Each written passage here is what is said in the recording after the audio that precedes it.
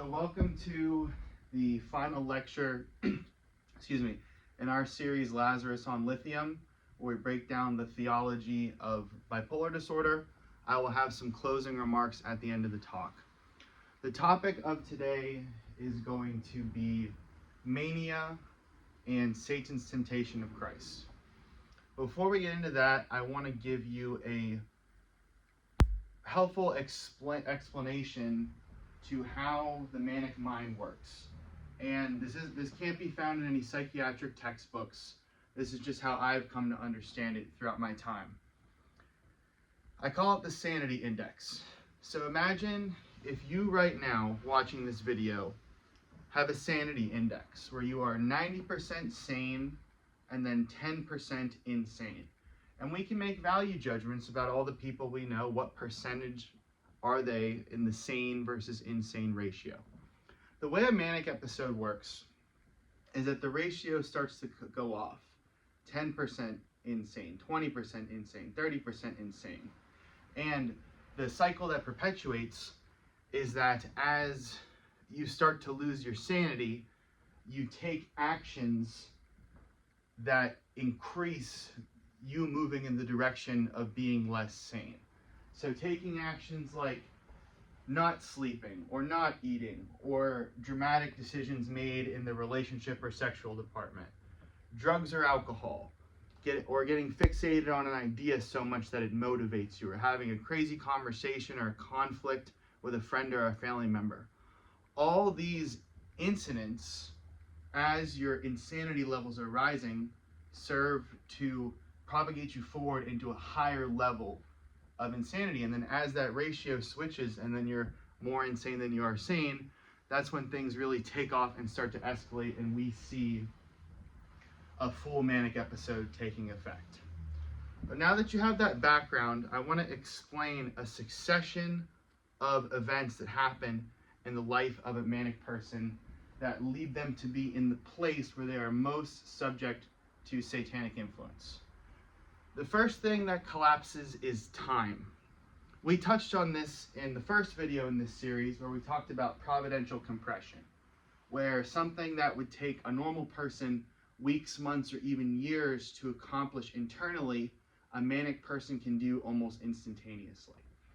So when you start to get into this elevated state, you find that everything that seemed far away temporally becomes possible, and then it becomes probable, and then it becomes your immediate actions that you take today on this very day are going to directly lead to that outcome happening immediately. Even if it's a long-term goal, it's accomplishable immediately.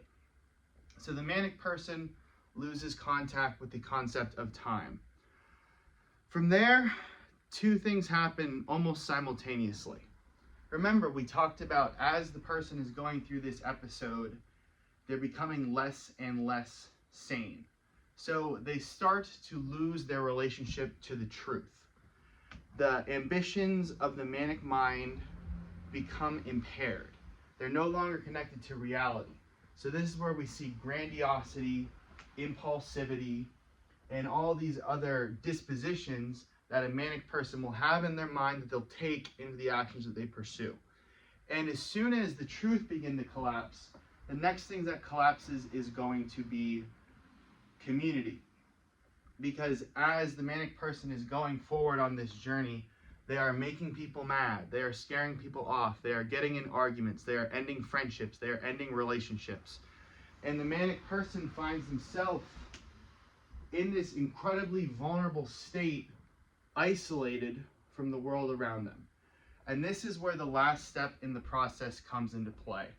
And that would be submission. The manic person loses insight. They don't know what's happening to them, and they submit to their will being the ultimate arbitrating factor on the universe. So that's a timeline of how, as a manic person in a manic episode, you get to a place where you become subject to the whims of the most disastrous spiritual forces that exist on earth. And this is where I want to draw a comparison to Satan's temptation of Christ. We're using the version in the Gospel of Matthew. And we all know the story. He goes out into the wilderness. So I'm going to read from the beginning of chapter 4. Then Jesus was led by the Spirit into the wilderness to be tempted by the devil. And if we think about Mania as a wilderness, that's where you, at that point of the highest manic existence, would find yourself subject to the temptations of the devil.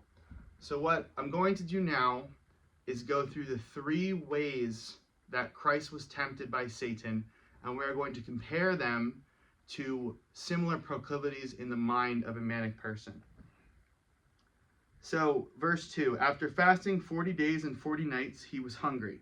The tempter came to him and said, if you are the Son of God, tell these stones to become bread. I'm going to rely on my testimony experience from my first manic episode to make these points. So in the mind of a manic person, if we're making this analogy, bread is a good way to talk about money. And that's not just because bread is often used to refer to money. I'm talking about the concept. Manic people are obsessed with money. They want to make it. They think they know how to make it better than anybody's ever made it before, and they're going to do it right now. It's an intense driving factor in a manic episode is the pursuit of wealth and capacity through accumulating more capital. And the sad paradox for manic people is that while in this state, while they are pursuing intense amounts of money, they're usually spending all their savings, or they're maxing out their credit cards, or they're taking out risky personal, business, or educational loans. So while money is their main focus, they find themselves depleting everything that they have, and worse, setting themselves into debt that will take far beyond the episode to reconcile. So going on to my life, this would have been in February of 2020. I was completely obsessed with trading stocks and trading options. This was an interest I had before I got sick, but certainly once I did, this became an obsession. Multiple times a day. And I lost quite a bit of money trading options. Although I did win in one instance. I was holding AMC calls the day that Robinhood made it impossible to buy more on their platform. But other than that, I lost a bunch of money. So now let's move on to the next temptation of Satan. So in verse 5, then the devil took him to the holy city and had him stand on the highest point of the temple. If you are the Son of God, he said, throw yourself down, for it is written. Well, I'm going to make this comparison. We're talking about Christ's potential invincibility. That even if you were to throw him off a tower or a mountain, there'd be no harm that would befall him. I'm going to make the comparison to a manic person's ambitions. Manic people are the most ambitious people you ever met. Like I told you, that time has compressed to nothing. So they immediately see a vision of their future selves, and that future self is available tomorrow. It's available in 10 minutes. That's how they see the world.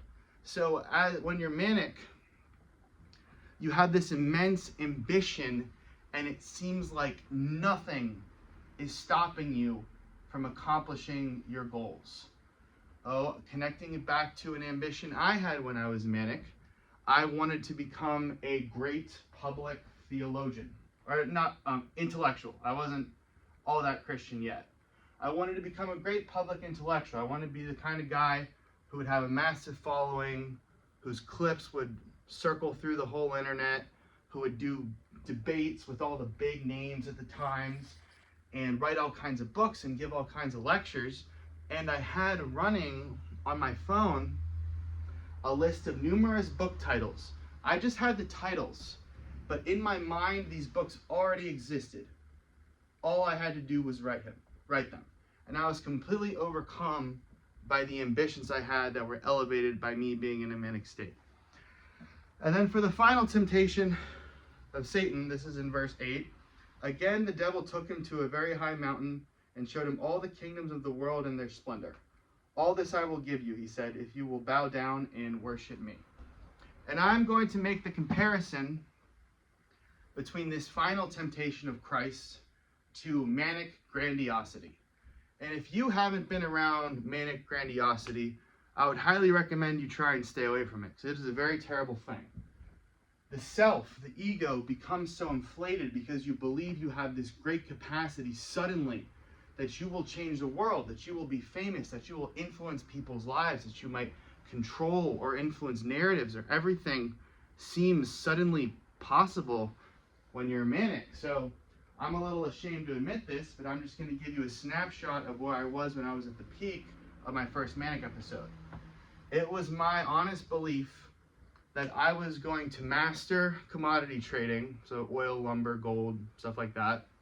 And I was going to make a couple $100 billion, and then I was going to funnel this money into infrastructure developments in the developing world, water wells, schools, telecommunication lines, ports, stuff like that. And then from there, I would be this great human developer who would then be welcomed into the community of nations as this great humanist, basically, for the benefit of mankind with all my riches.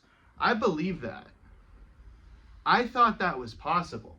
In fact, I thought I was well on my way there to accomplishing this goal. And I hope that that little snapshot provides you just a sense of the scale of how vast this temptation is. A manic person may actually think, just like Satan said, that they have the nations themselves at their disposal. I'm going to get a drink of water quick.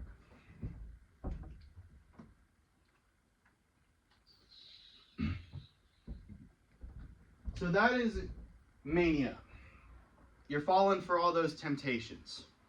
And I have a list here of the sins, Satan's desired outcome, that are a result of this state.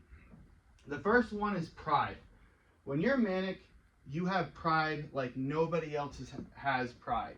You think anything is possible, that you are the greatest, that you will carry out your will and you will not be stopped no matter where you set your ambitions. Domination. You see yourself dominating a person or a group of people or an organization, or perhaps a certain sector of the economy. You will be on top of it. Destruction. And I have this in two spots. The first is destruction of everybody who would ever oppose you. Because manic people cannot handle that cognitive dissonance. If you're in their life and you're trying to stop them from doing what they want to do, they will get you out of their life. So they seek the destruction, conceptually, of everybody who opposes them, but then the destruction is also being carried out on the level of the individual. Because when you're in this condition, you're making highly destructive choices. That being relational, sexual, drug and alcohol, physiological, like sleep and nutrition. And you're slowly destroying yourself while you're carrying this out. And the last sin I want to list is deliverance from earthly limits. We've already touched on this, but the manic person sees themselves as unstoppable. What was impossible for everybody else throughout all of human history is suddenly possible for them right now. And if you take the sum total of all of these sins, you end up with the concept of self-deification. And this is Satan's ultimate end for the manic individual. Because Satan wants you, me, them, us to see themselves as their own God. They write their own rules. They live by their own code. And they will not be challenged based off the parameters of everything else, world, scripture, whatever.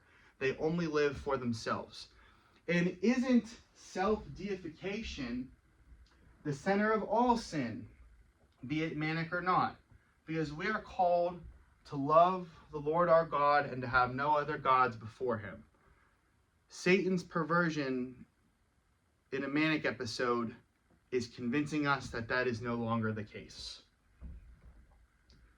So now I want to close this section by speaking to any potential members of the audience who are manic, who may have just had their first moment of insight and realize that, oh my gosh, I am actually in this condition. What do I do? So I'm going to tell you what I wish I would have done when I was manic. So I'm going to tell you exactly what you need to do. You need to go to your room, turn the lights off, and close the door. Don't text anyone, don't call anyone, don't drink, snort, inject, or smoke anything. Just go to your room and close the door. And this is what I want you to do. I want you to lay down in bed and lie still. Now you're going to feel like your body is ripping itself up in pieces when you do this. But you have to, and I'm going to tell you why. So what you got to do next is get a pair of headphones and put on a playlist of your most favorite songs. You see, when you're manic right now in this moment, you have a capacity that I used to have that I no longer have because I am mentally stable. And this capacity is called hypersalience. Put simply, this is the mind's ability to create meaning out of the information it takes in. So you lay there and you listen to that playlist. These might be songs you've heard a million times, but they are going to tell you a story like you never heard before. They are going to blow your mind. They're going to change your life because you can see with that hypersalience things you never thought you'd see before. On my phone, I have various playlists screenshotted from the times when I was manic. And they're just a bunch of random songs that I like that I've listened to a million times. But in that moment when I was in that state, I had to screenshot it because the songs were telling me a story that was so incredible. It was so beautiful that I just had to record it. And of course, today, I don't remember what they were because I no longer have hypersalience. So I want you to lie in bed. I want you to listen to your music. And I don't care if you have to lie there 2 hours, 4 hours, 6 hours, 8 hours. But whenever you're done, you feel like you've calmed down, you've accepted the fact that you now have insight into this condition and it needs to be remedied, seek family, seek friends, ultimately seek psychiatric care. That's my recommendation to you. And that concludes our final lecture in the Lazarus on Lithium series. I want to conclude with a personal note. This has been incredibly meaningful for me to do this work because we celebrated 6 years together, but now this is 6 years and 11 days that I've lived in this condition. And one of the hardest parts about the suffering is that it seems like it's pointless, it's meaningless, you're a victim of it, it's happening to you. And I feel deeply moved and called that I've been able to speak onto this. Now, I could sit here and give you a million recommendations about best ways to live if you're bipolar. I'm going to tell you 3. The first one is comply with your medication. If it's not working and you think it needs to be adjusted, get it adjusted, but comply. Don't stop taking it because it's not working, and certainly don't stop taking it because you think you don't need it anymore because it is working. Those are both bad ideas. Secondly, you have to watch out for chronic sleep deficits. Now, there's a bit of a misconception because we know that mania and sleep are incredibly linked, but it's not that you get one rough night of sleep, and then suddenly you go manic. It's based off of a chronic sleep deficit. So imagine a week where one night you're up till 2, one night you're up till 3, next night you don't sleep at all, next night you get a full night's sleep, the night after that you're short a couple more hours.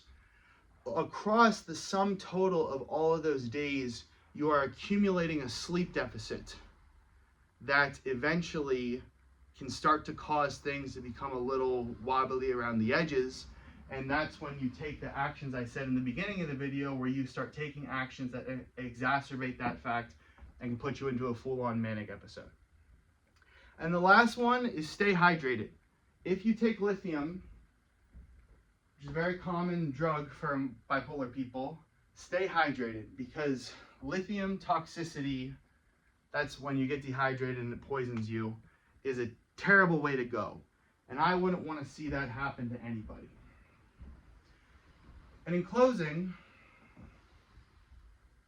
the message I want to leave you with is that getting a bipolar diagnosis can feel like the end of your life.